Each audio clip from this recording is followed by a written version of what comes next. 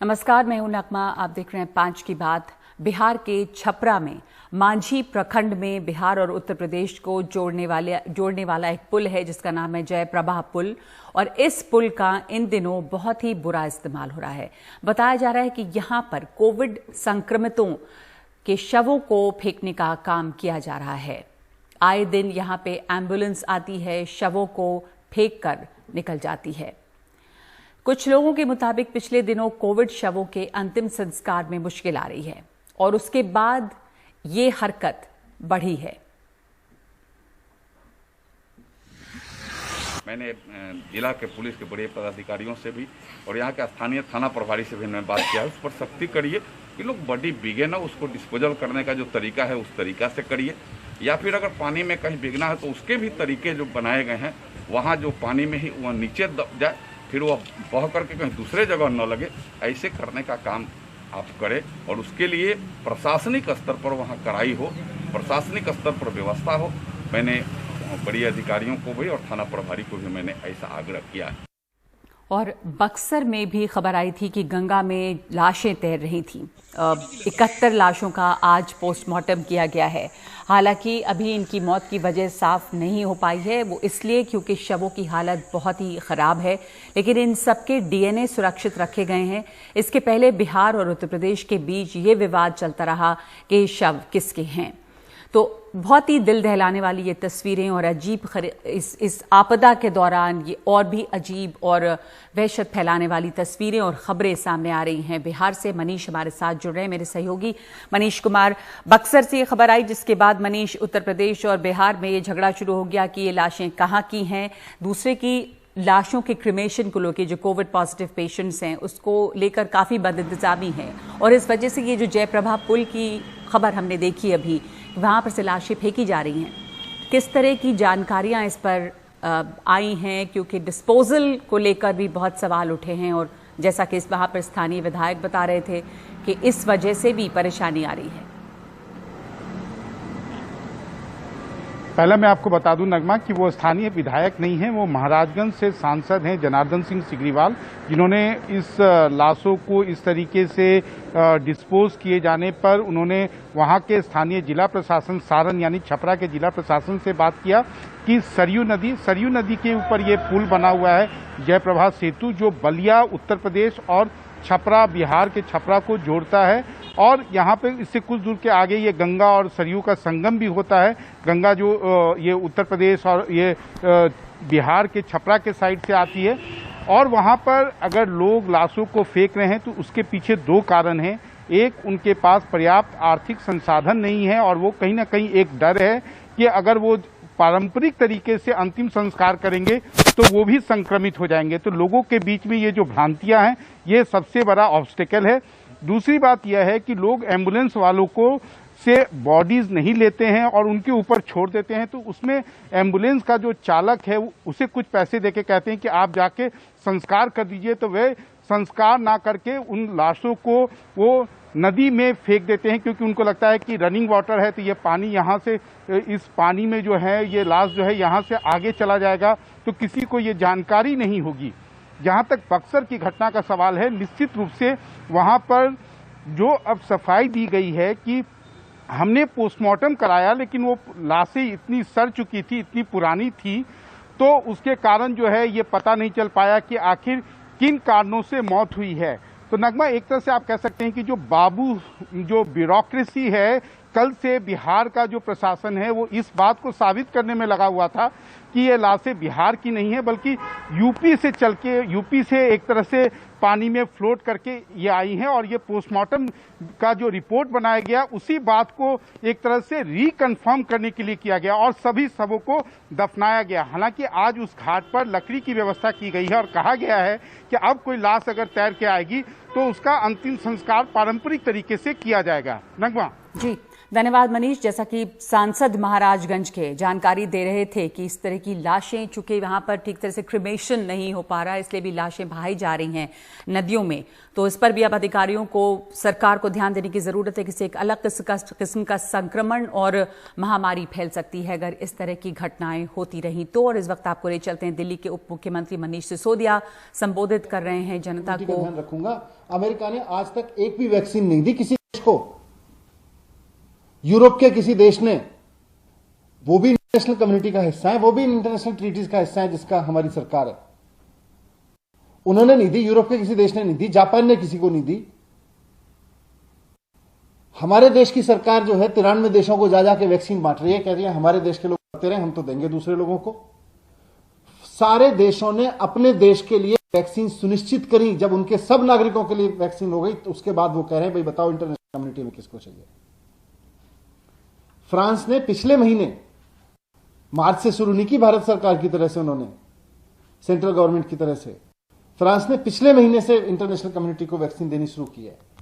आज भारतीय जनता पार्टी एक नया शिगुफा लेके आई है, अपना फेलियर स्वीकार नहीं कर रही है। ये नहीं मान रही है कि कोरोना से निपटने में भारत सरकार का मैनेजमेंट फेल हो गया, हमारा वैक्सीन का मैनेजमेंट फेल हो गया। ये मानना चाहिए इनको और फिर नए सिरे से काम करना चाहिए जो गलती हुई। लेकिन उसकी जगह आज भारतीय जनता पार्टी एक नया शिगुफा लेके आई है। कल एक झूठ लेके आए, आज एक नया शिगुफा ले आए, प्रोपेगेंडा ले आए। कह रहे दिल्ली सरकार ने इंटरनेशनल टेंडर नहीं किया। कह रहे दिल्ली सरकार को इंटरनेशनल टेंडर करना चाहिए था, ग्लोबल टेंडर करना चाहिए था और वैक्सीन ले आनी चाहिए थी। सारे राज्य जाएं और जाके इंटरनेशनल कंपनियों के सामने ग्लोबल टेंडर करें और वैक्सीन ले आएं अपने लिए। मतलब बीजेपी कह रही है कि अब सारी राज्य सरकारें इंटरनेशनल कम्युनिटी में जाके आपस में लड़ें, एक दूसरे को काटें और फिर कहें भाई हमें वैक्सीन चाहिए, फिर वैक्सीन छीन के लाएं, उनसे वैक्सीन खरीद के लाएं। दिल्ली जाए हम यूपी से ज्यादा महंगी ले लेंगे, यूपी जाए हम बिहार से महंगी ले लेंगे, बिहार जाए हम पश्चिम बंगाल से ज्यादा महंगी ले लेंगे। सब इंटरनेशनल मार्केट में खड़े होके आपस में राज्य एक दूसरे से लड़के वैक्सीन लेके आए। ये भारतीय जनता पार्टी नया मॉडल लेके आई है वैक्सीन का, कोरोना से लड़ने का। शर्म नहीं आती है भारतीय जनता पार्टी के नेताओं को ये कहते हुए कि भारत सरकार कुछ नहीं करेगी, केंद्र सरकार कुछ नहीं करेगी, केवल राज्य जाएं, इंटरनेशनल कम्युनिटी में जाके खड़े हो और ग्लोबल टेंडर के जरिए वैक्सीन लेके आ जाएं। फिर भारत सरकार क्या करेगी? सेंट्रल गवर्नमेंट किस लिए है फिर? 70 साल के इतिहास में पहली बार ऐसा हो रहा है कि भारत सरकार, केंद्र सरकार भारत की जिम्मेदारी उठाने को तैयार नहीं है। कह रहे हैं राज्य सरकारें जाएं और जाके ग्लोबल टेंडर करके ले आएं। इंटरनेशनल कम्युनिटी में भारत की नाक कटवा दी। भारत नहीं दिख रहा, दिल्ली दिखनी चाहिए, उत्तर प्रदेश दिखना चाहिए, हरियाणा दिखना चाहिए, बिहार दिखना चाहिए। भारत नहीं दिखेगा, राज्य आपस में जाके लड़ेंगे। ये तो अच्छी बात नहीं है कि सारे राज्य जाके इंटरनेशनल कम्युनिटी में जाके लड़े। इससे तो देश की नाक कट जाएगी। लोग कहेंगे, मजाक बनाएंगे भारत का, कहेंगे भारत कहां है, इंडिया कहां है, इंडिया की फलानी स्टेट आ गई, इंडिया की फलानी स्टेट आ गई, इंडिया की स्टेट आ गई। ये आपस में लड़ रही है। एक स्टेट कहेगी मैं 100 रुपए में दे दूंगी, दूसरी स्टेट कहेगी हम 110 रुपए में दे देंगे, पहले वाले को मत देना। सब स्टेट जाके एक दूसरे को काटे और आपस में लड़े, इंटरनेशनल मार्केट में खड़े होकर। आज भारतीय जनता पार्टी ये चाहती है। ये बहुत खराब रवैया है भारतीय जनता पार्टी का। भारत को एक होकर इंटरनेशनल कम्युनिटी के सामने जाना चाहिए और कहना चाहिए हम सारे भारतवासियों के लिए वैक्सीन लेने आए हैं, इंटरनेशनल मार्केट के लोगों बताओ कितने पैसे में दोगे। ये आपस में राज्यों को लड़वा के इंटरनेशनल कम्युनिटी में भारत की इज्जत, वैसे ही बहुत इस बार कोविड मैनेजमेंट में भारत की बड़ी बेइज्जती हो रही है और नाक कटोगे इससे। मैं कहना चाहता हूं कि सेंट्रल गवर्नमेंट से रिक्वेस्ट करता हूं कि देश में संकट है, भारतीय जनता पार्टी भी इसको गंभीरता से ले। आपकी सेंट्रल गवर्नमेंट है, सेंट्रल गवर्नमेंट इसको गंभीरता से ले। जिस तरह से पल्स पोलियो अभियान पूरे देश में चला, उसी तरह से कोविड का वैक्सीनेशन अभियान भी पूरे देश में एक देश के रूप में चलना चाहिए, भारत के में चलना चाहिए। अगर हम भारत में नहीं चलाएंगे, राज्यों में चलाएंगे और राज्यों को कहेंगे जाके आपस में कंपटीशन करो, जाके इंटरनेशनल मार्केट में जाओ, फिर भारत तो पीछे हट गया ना, फिर भारत की इज्जत खराब हो जाएगी। हमें इंटरनेशनल कम्युनिटी में भारत के रूप में जाना चाहिए, सेंट्रल गवर्नमेंट को जाना चाहिए।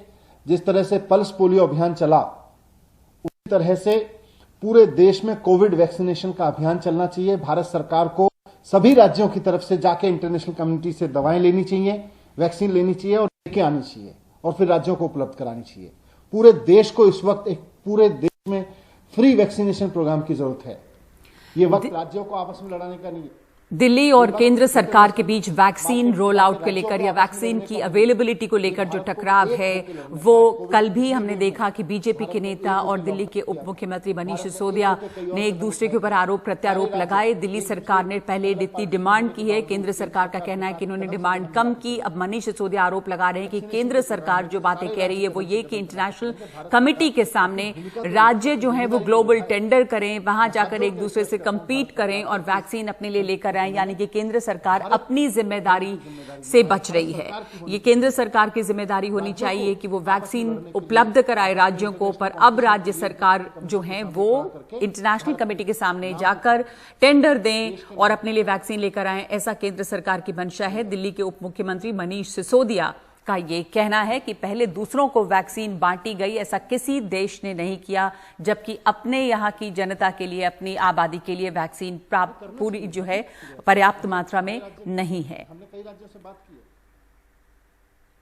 उत्तर प्रदेश सरकार ने पहले एक चिट्ठी जारी की कि यूपी में 18 साल के ऊपर के उन्हीं लोगों का टीकाकरण होगा जो यूपी के रहने वाले हैं, लेकिन सूचना विभाग ने बाद में इसे गलत बताया।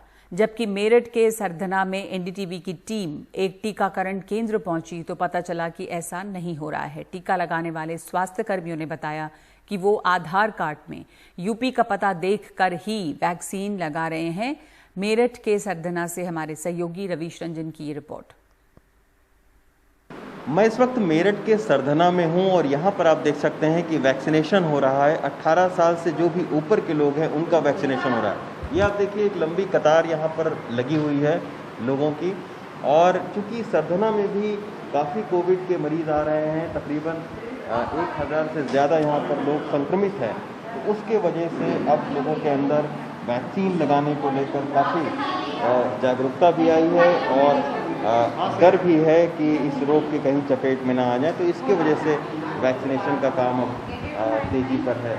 लेकिन एक बात जो इसमें ये है कि उत्तर प्रदेश सरकार का कहना है कि जो उत्तर प्रदेश में जिनके एड्रेस हैं आधार कार्ड में, उन्हीं का यहाँ पर वैक्सीनेशन होगा। तो इसीलिए आप देख सकते हैं कि ये आधार कार्ड सबका चेक हो रहा है कि उनके एड्रेस कहाँ के हैं। अगर बाहर के राज्य का आपका आधार कार्ड है और आप उत्तर प्रदेश में रहते हैं तो आपको टीका नहीं लग सकता है, क्योंकि यहाँ पर आधार कार्ड सबका जो है चेक किया जा रहा है। अच्छा मैडम, अगर कोई बाहर का बंदा है और यूपी में रह रहा है और आधार कार्ड में एड्रेस यहाँ का नहीं है उत्तर प्रदेश का, तो उसको टीका लगेगा कि नहीं? नहीं, उनको नहीं लग रहा है। जिस चीज़ से हमने रजिस्ट्रेशन करवाया हुआ है पेशेंट ने, तो अगर वो चीज़ यूपी की है एड्रेस उसमें, तो उनको लग रहा है।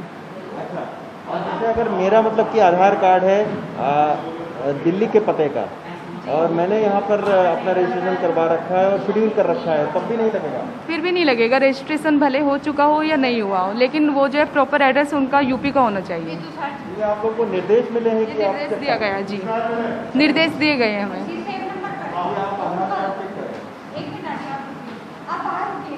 इसीलिए आप लोग सारे आधार कार्ड का यहाँ पर एड्रेस देख रहे हैं। ये आप देखिए सारे आधार कार्ड का एड्रेस जो है वो पता देखा जा रहा है और ये सारे लोग लोकल हैं।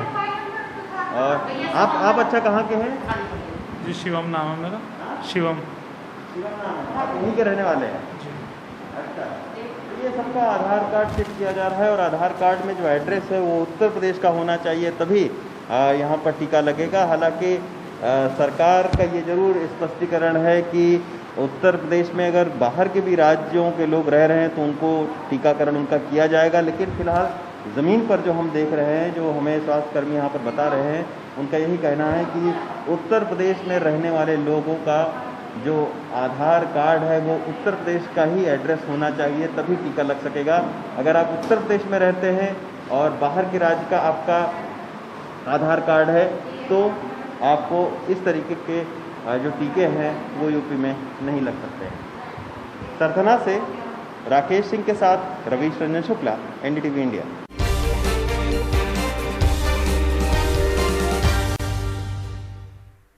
दिल्ली के मुख्यमंत्री अरविंद केजरीवाल ने कहा है कि देश में टीके की कमी देखते हुए इसका उत्पादन बढ़ाने की जरूरत है।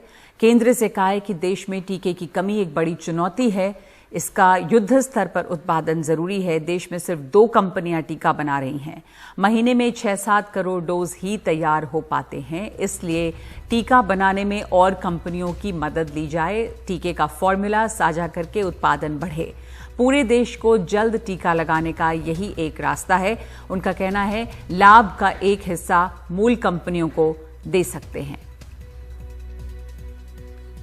दिल्ली में हमारे पास अब केवल कुछ दिन के वैक्सीन बचा है। आज केवल 2 कंपनियां वैक्सीन बना रही हैं। ये दोनों मिलके महीने में केवल 6-7 करोड़ वैक्सीन बनाती हैं। तो इस तरह तो हम देश के हर व्यक्ति को वैक्सीन लगाने में हमें 2 साल से ज्यादा टाइम लग जाएगा। मैं आज एक सुझाव देना चाहता हूं। वैक्सीन बनाने का काम केवल 2 कंपनियां ना करें, कई कंपनियों को वैक्सीन बनाने में लगाया जाए। केंद्र सरकार इन दोनों कंपनियों से वैक्सीन बनाने का फॉर्मूला ले ले और उन सभी कंपनियों को दे दे जो सुरक्षित तरीके से वैक्सीन बना सकती हैं। ऐसे कठिन समय में केंद्र सरकार के पास पावर है कि वो ये कर सकती है।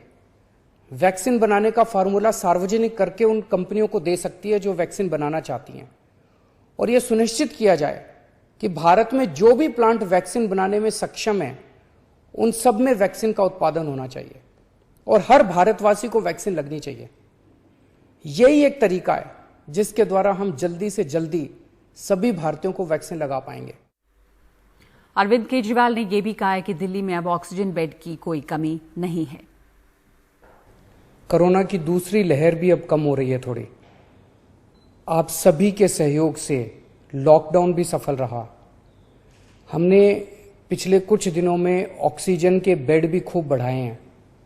कल ही जीटीबी हॉस्पिटल के सामने 500 नए आईसीयू के बेड चालू किए हैं। अब दिल्ली में आईसीयू और ऑक्सीजन के बेड्स की कमी नहीं है। कोरोना की दूसरी लहर में आईसीयू बेड की जरूरत देखते हुए दिल्ली में 500 आईसीयू बेड का एक अस्थायी अस्पताल बनाया गया है। जीटीबी अस्पताल के सामने मौजूद रामलीला मैदान में ये अस्थायी अस्पताल सिर्फ 10 दिनों में बना है। दिल्ली के मुख्यमंत्री अरविंद केजरीवाल ने इस अस्पताल का जायजा लिया। इस आईसीयू अस्पताल में 22 मीट्रिक टन ऑक्सीजन खर्च होगा। ऑक्सीजन स्टोर करने के लिए यहाँ पे स्टोरेज टैंक लगाए गए हैं। दिल्ली के मुख्यमंत्री का कहना है कि अगर तीसरी लहर आई तो उसके लिए दिल्ली अब तैयार है।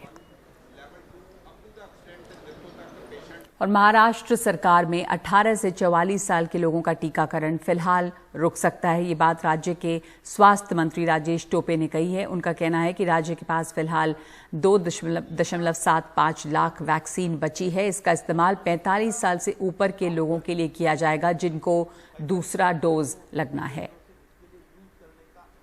आदेश स्वास्थ्य विभाग ने महाराष्ट्र के सभी सेंटर्स को दिया है। रहा सवाल 18 से 44 साल के, हमारे पास करीबन 3 लाख डोसेस उपलब्ध है।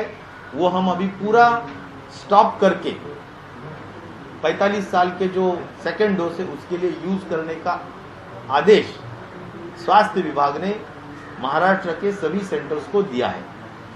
रहा सवाल 18 से 44 साल के उम्र के लोगों के लिए, हम तो वैक्सीन खरीदना चाहते हैं, दुनिया के बाजार से भी खरीदना चाहते हैं, लेकिन वैक्सीन उपलब्ध नहीं हो रहा है, इसलिए उसको हमारे को थोड़ा गो स्लो करना पड़ेगा। दूसरा हमारे पास कोई उपाय नहीं है। महाराष्ट्र के स्वास्थ्य मंत्री राजेश टोपे के साथ एक खास बातचीत देखिए 5:30 बजे मनोरंजन भारती के साथ।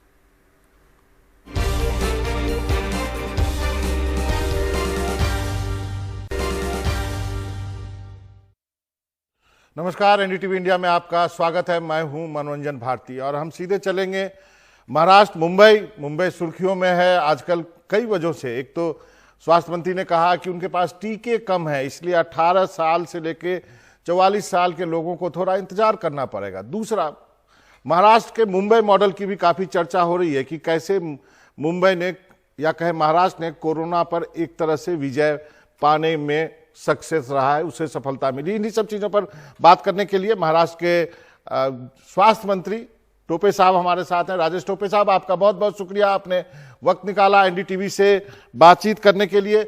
सबसे पहला सवाल है कि कितनी वैक्सीन है आपके पास, और आपने जो कहा है कि 18 से 45 साल वालों को अब इंतजार करना पड़ेगा, उसकी क्या वजह है?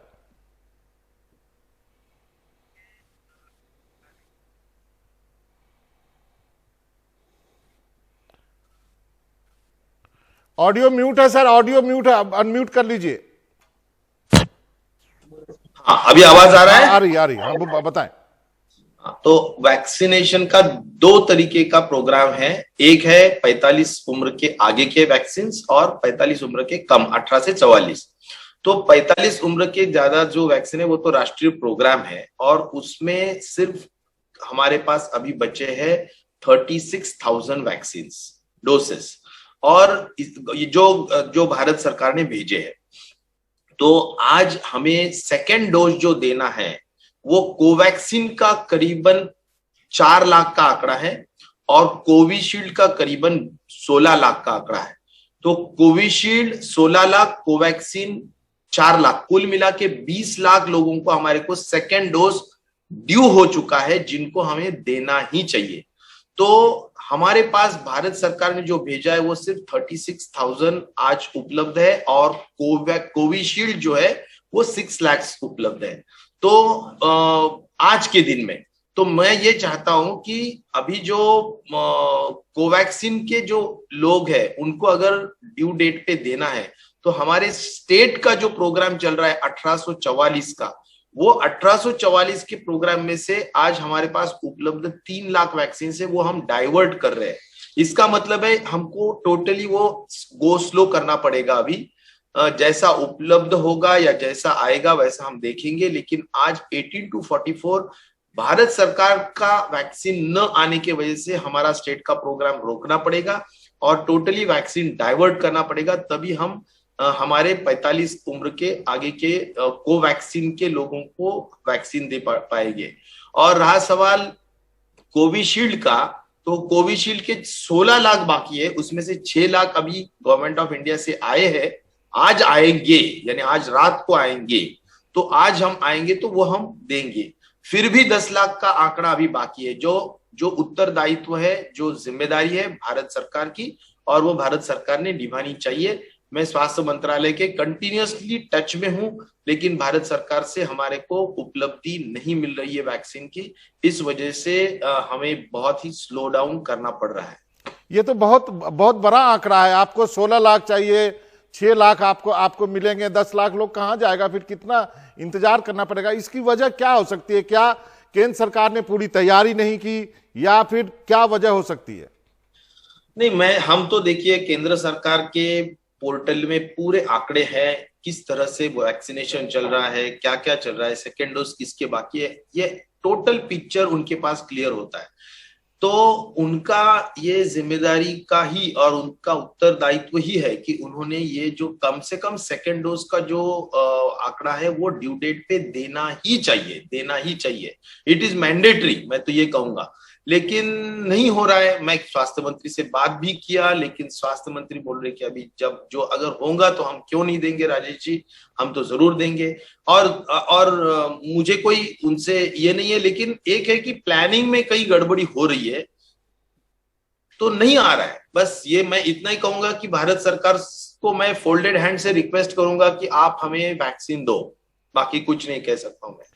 एक केवल महाराष्ट्र ही नहीं है सर, अब से चंद मिनट पहले दिल्ली के उप मुख्यमंत्री ने एक प्रेस कॉन्फ्रेंस किया और कहा कि केंद्र सरकार अब उनको कह रही है कि आप सीधे इंपोर्ट करो विदेशों से। तो बोला कि ये हमारा काम नहीं है, स्टेट क्यों इंपोर्ट करेंगे, हम केंद्र सरकार हमको प्रोवाइड करे। तो केवल महाराष्ट्र ही उस कमी से नहीं जूझ रहा है, दिल्ली वाले भी जूझ रहे हैं, और बाकी स्टेट भी शायद मांग करेंगे।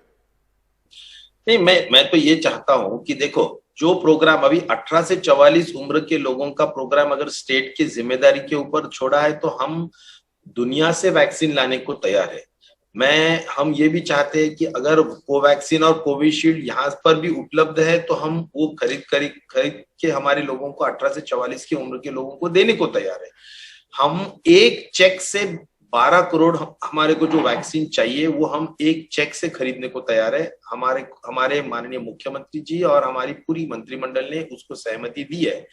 अभी रहा सवाल उपलब्धता का यानी अवेलेबिलिटी का, तो हम तो ये कह रहे हैं कि गवर्नमेंट ऑफ इंडिया ने दुनिया के जो 6 वैक्सीन है वो सभी उपलब्ध करना चाहिए और ग्लोबल टेंडर की परमिशन स्टेट गवर्नमेंट को भी देना चाहिए। आज सिर्फ स्पुतनिक को परमिशन दी गई है, हमने उनको भी चिट्ठी लिखी है, उनको भी ईमेल किया है, लेकिन ना उनका कोई शेड्यूल आ रहा है, ना उनका कोई रेट्स के बारे में डिस्कशन हो रहा है। तो रशियन स्पुतनिक के बारे में भी हम आगे जाना चाहते हैं लेकिन नहीं जा पा रहे। तो फिर जो यूएस का वैक्सीन है फाइजर, उसके बाद में मॉडर्ना है, उसके बाद में जॉनसन एंड जॉनसन है, तो ये वैक्सीन भी हम लेना चाहते हैं लेकिन अभी अनुमति गवर्नमेंट ऑफ इंडिया ने नहीं दी है। तो मैं ये चाहता हूं कि कम से कम अनुमति तो दो, यानी हम 18 से 44 साल की उम्र के लोगों का वैक्सीनेशन रोक नहीं सके, हम उनका वैक्सीनेशन चालू रह सकता है, नंबर 1। नंबर 2, 45 के आगे का जो एज का जो वैक्सीन है वो तो उनका मैंडेट है, उनकी जिम्मेदारी है, वो उन्होंने ली है, तो उनकी जिम्मेदारी तो भी उन्होंने निभानी चाहिए। मैं इतना ही विनती भारत सरकार को कह सकता हूं, बाकी मेरे पास और दूसरी कोई शब्द नहीं है। लेकिन टोपे साहब, आपने कहा आप इंटरनेशनल मार्केट में जाएंगे तो फिर तो आप तो इंडिया के ही किसी स्टेट से compete करेंगे। दिल्ली वाला भी कहेगा कि हाँ हमको चाहिए, तो फिर तो राज्य जो है एक राज्य दूसरे राज्य के खिलाफ बोली लगाने लगेगा। ये क्या आपको नहीं लगता कि केंद्र सरकार ला के दे, आप एक कीमत तय हो और उससे आप राज्य सरकार ले? बिल्कुल, आपकी बात 100% सही है। एक्चुअली वैक्सीनेशन ये पूरी ही जिम्मेदारी भारत सरकार ने लेनी ही चाहिए थी और लेनी चाहिए, ऐसा भी मैं कहूंगा। लेकिन जैसा कि उन्होंने 45 उम्र के नीचे की जिम्मेदारी बिल्कुल ही ऐसा कर दिया है कि 50 जो भी उत्पादक कंपनीज है, मैन्युफैक्चरर्स है, उनकी 50% जो उत्पादन है वो गवर्नमेंट ऑफ इंडिया को जाएगी और बचे हुए 50% में प्राइवेट प्लेयर्स भी उन्होंने दिए हैं। यानी अगर प्राइवेट प्लेयर्स अभी बहुत ऊंची दाम में उनसे वैक्सीन खरीदी करेंगे, गरीब लोगों का कौन देखेगा? मैं ये कहना चाहता हूं कि समझो जो अमीर लोग हैं, जो बड़े कॉर्पोरेट हॉस्पिटल्स है, वो कॉर्पोरेट हॉस्पिटल्स ऊंचे दाम में वैक्सीन परचेस मार्केट से करेंगे, ये कंपनी से करेंगे, उनको वो वैक्सीन मिल सकता है जो 50% जो स्टेट गवर्नमेंट्स और प्राइवेट हॉस्पिटल्स के लिए दी गई है, उनको वो वैक्सीन मिल सकती है। उनको छोटी मात्रा में चाहिए तो उनको हर एक को छोटी छोटी मात्रा में लेकिन ऊंचे दाम में मिल सकती है, हमें लेकिन वो नहीं मिल पा रही है, ये हमें इसका दुख है। जी, आपने सही कहा, जो दिल्ली सरकार भी यही सवाल उठा रही है। दूसरी जो बात यह है कि आप लोगों ने तीसरे चरण की क्या क्या तैयारी की है, जो मॉडल की बात हो रही है, सुप्रीम कोर्ट में भी इस बात का जिक्र हुआ, तो क्या तैयारियां हो रही है जिससे कि बाकी राज्यों को भी एक सीख मिले कि कैसे तैयार रहना है, क्योंकि सेकेंड वेव में तो चूक गए, इतनी मौतें हो रही हैं रोज। नहीं, जरूर जो अंदेशा गवर्नमेंट ऑफ इंडिया ने उनके वीसीज में दी है, माननीय प्रधानमंत्री जी ने अंदेशा दिया है, जो डॉक्टर पॉल है उन्होंने अंदेशा दिया, तो हम तैयारी में है। जैसा कि बेड्स का ramping up of the beds हम बोलेंगे उसको कि भाई हम बेड्स बढ़ा रहे हैं, हम पीडियाट्रिक टास्क फोर्स हमारा यहाँ पर बना रहे हैं कि जिसके मार्गदर्शन में हम छोटे बच्चों को अगर होता है तो फिर उनके लिए अलग व्यवस्था, SNCUs यानी उनके जो छोटे बच्चों के लिए वार्ड्स होते हैं, उनका वेंटिलेटर अलग होता है, उनके मेडिसिन अलग होते हैं, तो वो भी तैयारी के हद तक हमने टास्क फोर्स यहाँ पर कर रखी है।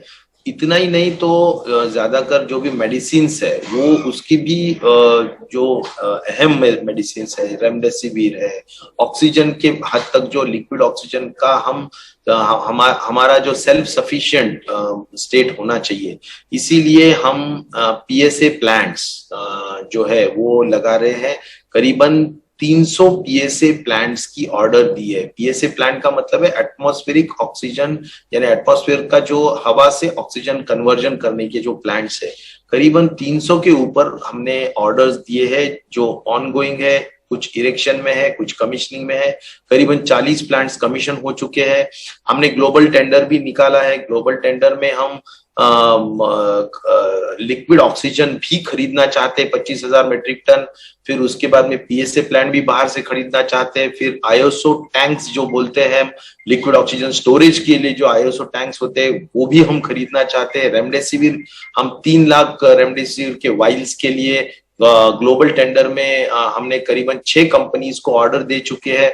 और यानी जो इंडिविजुअल पेशेंट्स के लिए होता है ऑक्सीजन कॉन्सेंट्रेटर्स, तो जिसका साइज होता है 5 LPM 10 LPM, तो वह भी खरीदी करने का काम हमारा हमने एक कमिटी की है चीफ सेक्रेटरी के अंडर, वो एम्पावर्ड कमिटी हम कहते हैं उनको। तो उनके माध्यम से ये global tender expression of interest हमने मंगवाया है और उसके तहत हम ये काम कर रहे हैं।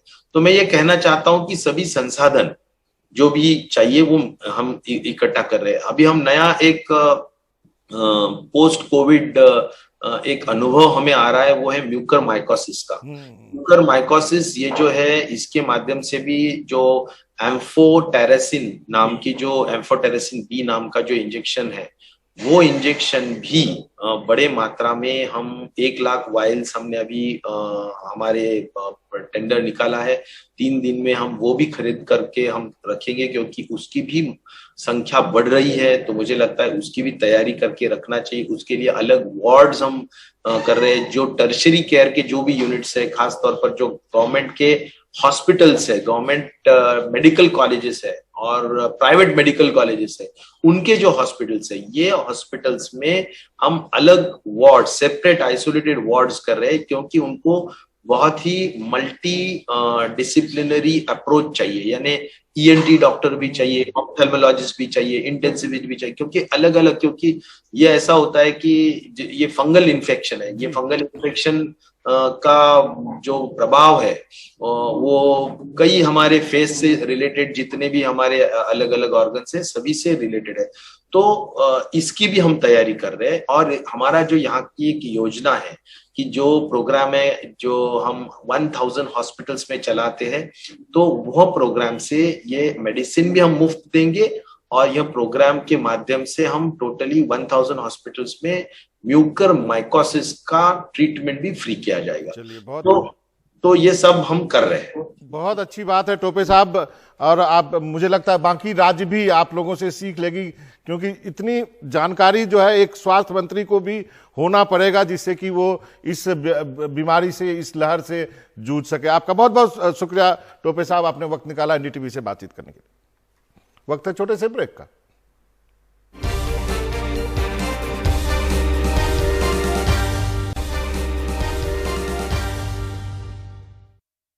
बिहार में जन अधिकार पार्टी के अध्यक्ष और पूर्व सांसद पप्पू यादव को पटना पुलिस ने गिरफ्तार कर लिया है। पप्पू यादव पर लॉकडाउन के नियमों को तोड़ने का आरोप है। पप्पू यादव ने खुद ट्वीट कर बताया कि उन्हें गिरफ्तार करके गांधी मैदान थाना ले जाया गया है। ये गिरफ्तारी ऐसे समय हुई है जब पप्पू यादव ने हाल ही में बीजेपी सांसद राजीव प्रताप रूडी की सांसद निधि से खरीदी गई करीब 40 एम्बुलेंस का मुद्दा उठाया था।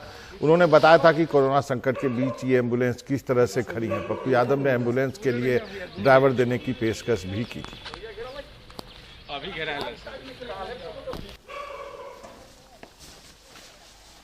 सरकार से पूछे ना, हम क्या बोल सकते हैं भैया। पूछिए ना कि क्या प्रॉब्लम हुई सरकार को, क्या किस जुर्म में आपको ले जाया जा रहा है? हमको क्या पता भैया, ये इनसे ना पूछिएगा। हटे आप लोग, बाहर जाने नहीं दे रहे थे। देखिए सर, पहुंचाइए, बाधा मत पहुंचाइए। करने की बात कही गई है, जो लोगों को बचाएंगे उसका ये प्रतिफल है। अब उसमें क्या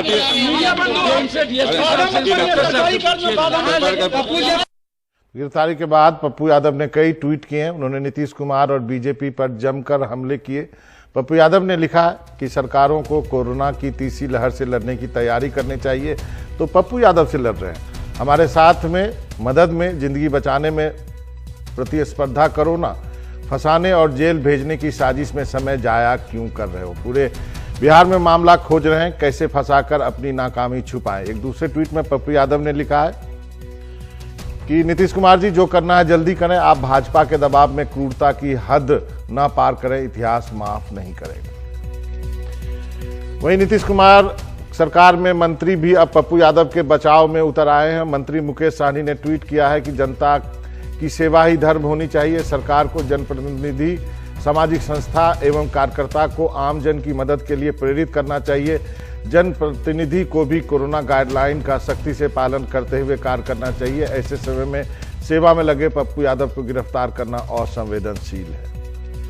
वहीं पूर्व चीफ मिनिस्टर जीतन राम मांझी, जो कि बिहार सरकार में उनकी पार्टी शामिल है, उन्होंने भी पप्पू यादव के समर्थन में ट्वीट किया है। उन्होंने कहा कि कोई जनप्रतिनिधि अगर दिन रात जनता की सेवा करे और उसके एवज में उसे गिरफ्तार किया जाए तो ऐसी घटना मानवता के लिए खतरनाक है। ऐसे मामलों की पहले न्यायिक जांच हो, तब ही कोई कार्रवाई होनी चाहिए, नहीं तो जन आक्रोश होना लाजमी है।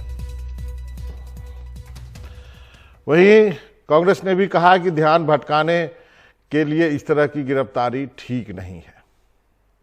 कभी ऐसा लगता है कि इस तरीके के कार्य इसलिए किए जाते हैं ताकि नैरेटिव बदल करके उसको पॉलिटिकल करा जाए। मैं समझता हूं कि ये बिल्कुल गलत है। ऐसे समय के ऊपर सरकार को अपनी पूरी ताकत, पूरी एनर्जी किस तरीके से इस महामारी को रोकना चाहिए, उस पर लगाना चाहिए। पप्पू यादव जी ने भी कोई गलत बात नहीं कही। उन्होंने भी जो है जिन बातों को उठाया वो महामारी से संबंधित था और उन बातों को उठाने के ऊपर उन्हीं को सजा नहीं मिलनी चाहिए, बल्कि सरकार को देखना चाहिए कि जो बातें उन्होंने उठाई हैं उसको कैसे हम ठीक कर सकें। एक और अस्पतालों में सुविधाओं का अभाव है तो दूसरी तरफ पद इंतजामी है। बिहार के दरभंगा के बेनीपुर के अनुमंडल अस्पताल में भी यही हाल। पिछले साल जब कोरोना ने दस्तक दी तब स्वास्थ्य विभाग से इस अस्पताल को 4 वेंटिलेटर मिले थे, लेकिन साल बीत गया, महामारी इतनी विकराल हो गई, फिर भी इन वेंटिलेटर को इंस्टॉल नहीं किया गया, मतलब इसको लगाया नहीं गया। आलम यह है कि अब इन मशीनों में जंग लगने लगी है। यह हालत तब है जब वेंटिलेटर ना मिलने के कारण देश में रोज कई मरीजों की जान जा रही है। अस्पताल के चिकित्सा प्रभारी और स्वास्थ्यकर्मी, टेक्नीशियन, ये सब के अभाव का रोना रो रहे हैं। उनका कहना है कि ना तो वेंटिलेटर चलाने की कोई व्यवस्था है, ना ही इसके देख रेख की, ना ही उनके पास कोई इसको ऑपरेट करने वाला आदमी है। कोविड के लिए जो हमारे यहाँ एक आइसोलेशन सेंटर है जिसमें कि हम लोग सीरियस केस को नहीं टैकल करते हैं, जो माइल्ड केस होता है उसी को करते हैं, और जो ज़्यादा ज़रूरत पड़ता है, इससे ज़्यादा कुछ मैंने एडवांस हो जाता है, क्रिटिकल पोजीशन हो जाता है, हम पेशेंट को हम हायर सेंटर में रेफ़र करते हैं। और हमारे यहाँ 4 वेंटिलेटर हैं, लेकिन उसके लिए हमारे यहाँ स्किल हैंड्स नहीं है। उसके मॉनिटरिंग के लिए, उसके मैनेजमेंट के लिए हमारे पास स्किल हैंड नहीं है, तो उसकी भी आवश्यकता है। और सबसे बड़ी बात है कि हमारे यहाँ आईसीयू नहीं है, तो ऐसे में जब हैंड्स हमारे पास माने ये स्किल नहीं है तो हम उसको चलाने में अभी असमर्थ हैं। और हमारी विशेष पेशकश देखिए आज रात 10 बजे, और कि कोविड आईसीयू के भीतर भारत कैसे जूझ रहा है जानलेवा दूसरी लहर से। तो ये विशेष पेशकश है, जरूर देखिए, इसको मिस मत कीजिएगा, आज रात 10 बजे।